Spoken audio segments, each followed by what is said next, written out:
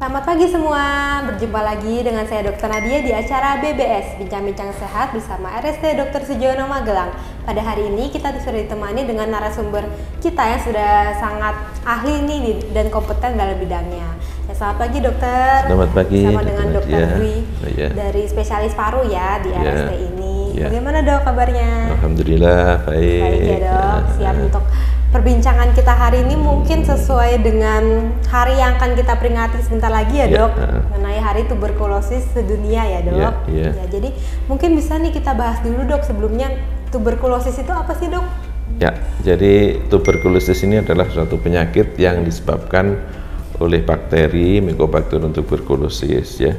Jadi kenapa kok jatuh pada 24 Maret ini adalah momen ditemukannya kuman TB, kuman tuberkulosis yang ditemukan oleh Dr. Robert Koch ya pada 24 Maret 1822. Jadi kalau sudah hitung sekarang sudah 200 tahun ya.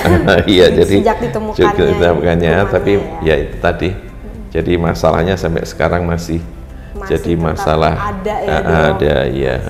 Jadi tuberkulosis ini yang disebut flek paru atau paru-paru basah itu sama tidak dok? Kalian anggapan awam? Ya awamnya demikian. Jadi memang ya untuk menghaluskan mungkin ya menghaluskan istilahnya. Jadi ya sebetulnya ya tuberkulosis ya tuberkulosis. Jadi kalau dulu ada yang bilang KP ya Koch pulmonum karena ya atas nama Robert Koch itu ya. Jadi sama kalau orang bilang KP ya gitu ya. Kalau di flek itu karena di gambaran di parunya itu kalau di ronsen itu seperti flek putih itu ya, infiltrat atau flek putih itu makanya untuk menghaluskan ya flek gitu ya. Karena kalau dikatakan TB, TBC itu kadang-kadang ada stigma khusus, ada sebagian masyarakat yang masih demikian. Siap, jadi hampir serupa ya dok mungkin untuk penggunaan istilahnya ya. Iya istilahnya.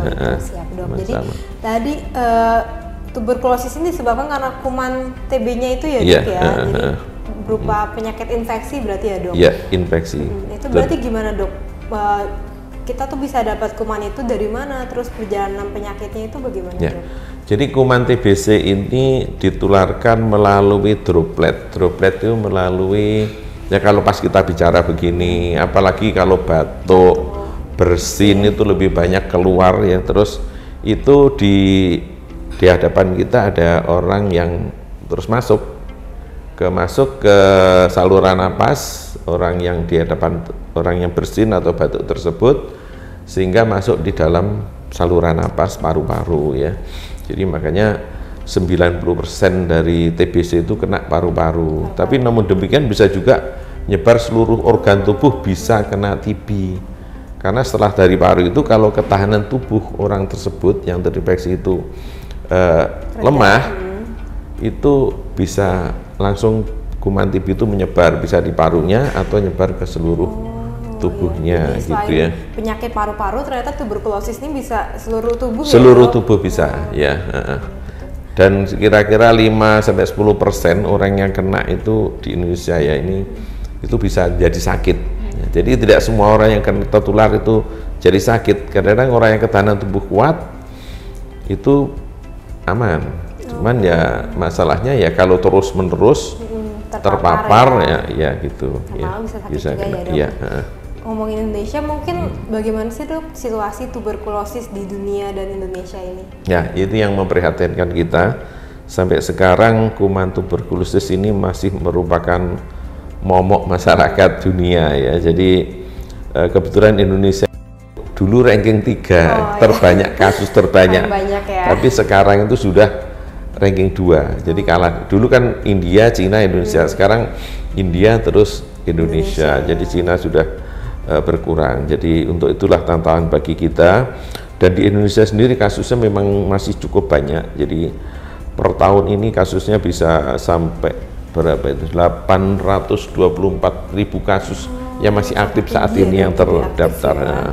Itu yang aktif, belum lagi nanti permasalahan kalau sudah ada TB resisten obat gitu ya. Kebal obat itu. Kebal obat yang biasanya. Ini memang masih jadi suatu masalah yang tantangan kesehatan Indonesia ya, ya dok. betul. Ya. Mungkin dari faktor resikonya dok, kira-kira apa sih yang membuat Indonesia kok masih tinggi ini dok kasusnya? Ya, seperti saya sampaikan tadi, jadi orang kena TB itu nomor satu adalah kekebalan tubuh orang yang terinfeksi tersebut. Jadi yang berpengaruh ya kekebalan tubuh itu hubungannya dengan status gizi, terus penyakit kronis seperti diabetes. Sekarang angka diabetes sudah sangat tinggi di Indonesia, ini sangat rawan untuk tertular TB. Padahal di sekitar kita itu banyak kuman TB yang bertebaran ya, jadi belum lagi HIV ya.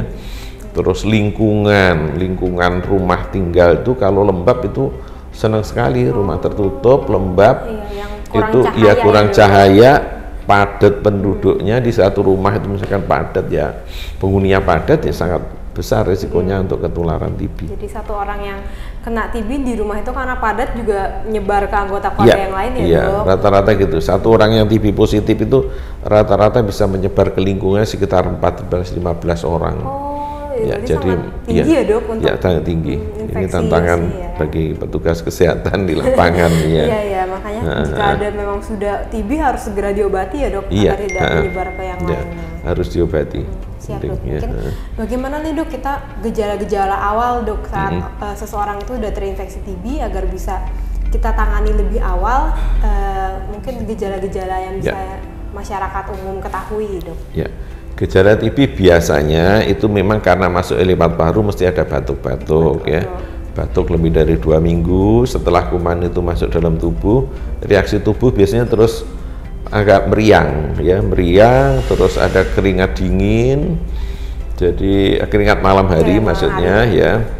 Terus akhirnya ya lemas, badannya lemas. Terus terakhir tergantung organnya mana yang kena ya. Kalau parunya yang kena langsung ya batuknya makin berat, bahkan sampai batuk darah dan sebagainya.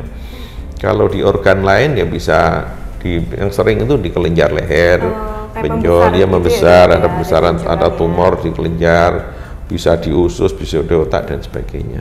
Oh begitu. Jadi mungkin gejala awal tadi dari meriangnya sama dari batuknya ya dok. Ya, kalau sudah awalnya itu 2 minggu itu harus segera diperiksakan ya dok, karena takutnya TB itu, begitu ya dok.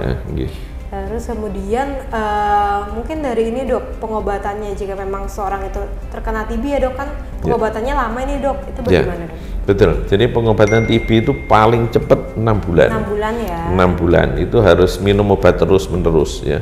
2 bulan pertama fase intensif, fase intensif obat cukup banyak ya. Setelah itu 4 bulan berikutnya fase lanjutan ya.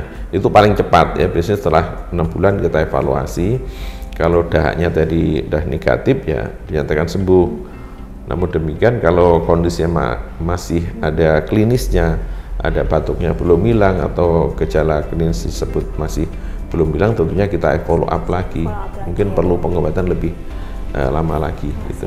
Jadi memang pengobatannya kan lama nih dok, sementara mungkin dianggapan di masyarakat kan kalau konsumsi obat dalam jangka panjang itu nanti bisa merusak ginjal ya dok, yang paling umum di anggapan masyarakat. Nah itu bagaimana dok?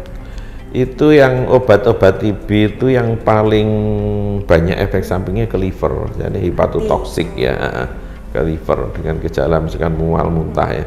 Meskipun efek samping yang lain juga ada, gatal terus dan sebagainya. Namun demikian asalkan ya gunanya kontrol itu. Biasanya 2 bulan pertama itu karena obatnya cukup banyak ya. Kalau yang compact itu dosis yang FDC itu cukup besar-besar itu.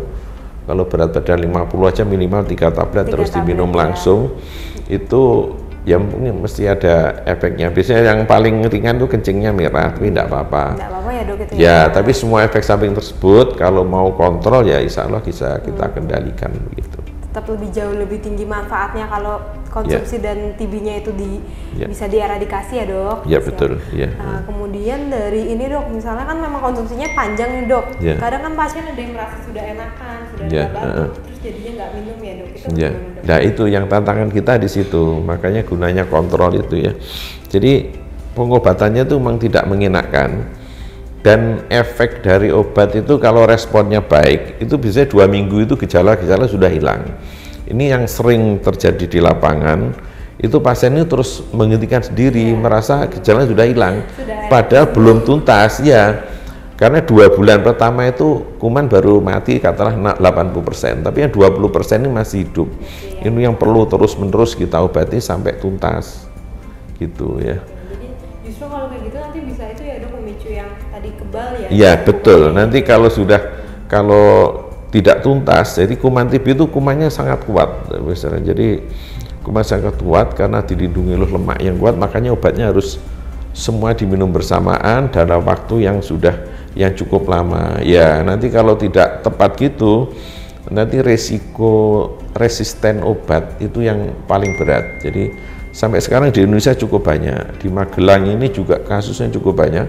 Kita sudah merawat pasien hampir 50 orang ke TB yang resisten obat itu obatnya luar biasa, lebih keras lagi dan lama, bahkan sampai 2 tahun. Sampai 2 tahun harus minum obat ya. Dan obatnya yang beredar di masyarakat tidak ada, mesti kita dapat dropping dari pusat.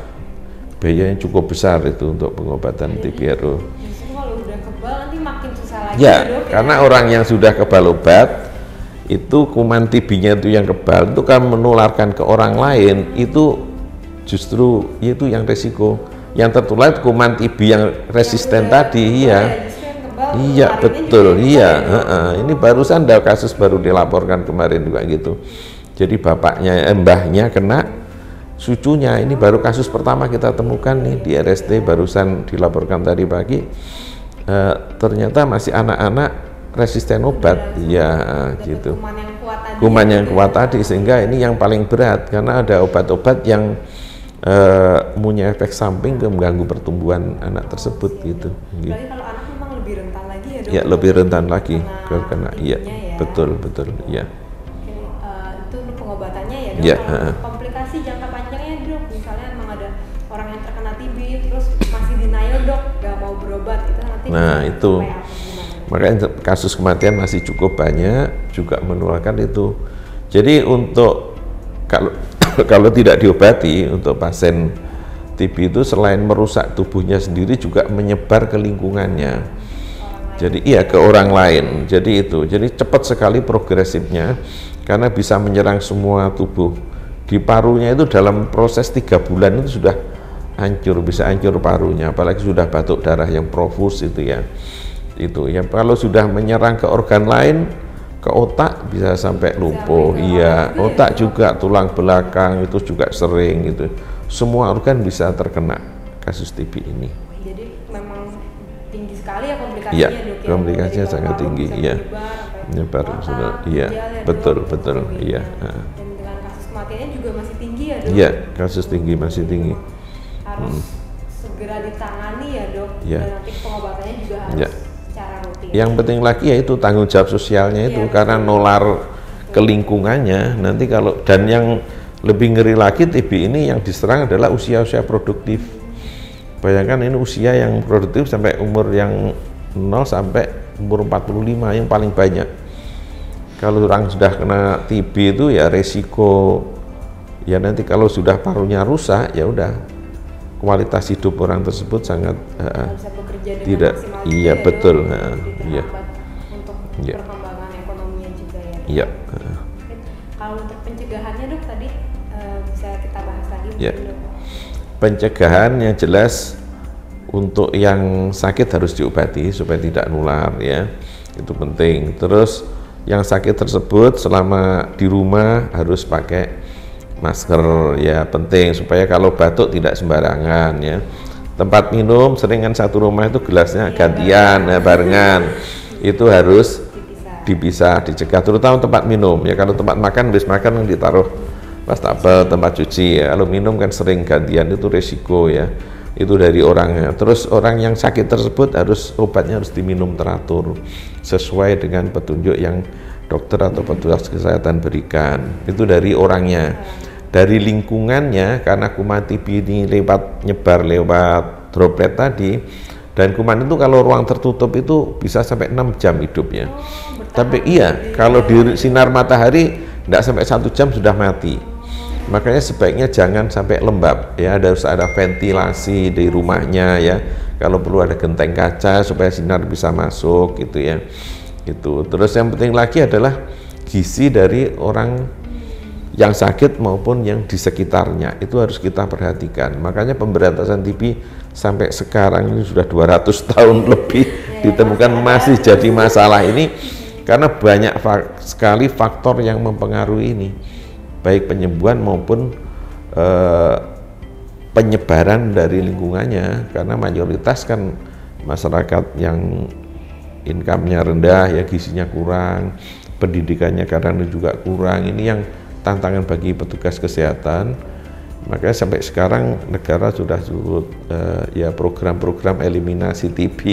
Mudah-mudahan dengan lebih intensif ini lebih akan cepat pencegahannya itu. Pasien yang sakit juga dari lingkungan ya, betul. Harus jaga ini ya dok, dari asupan gizinya ya. Ya betul ya. Gizinya, olahraga juga. Iya. Menghirup udara yang memang segar ya dok. Iya.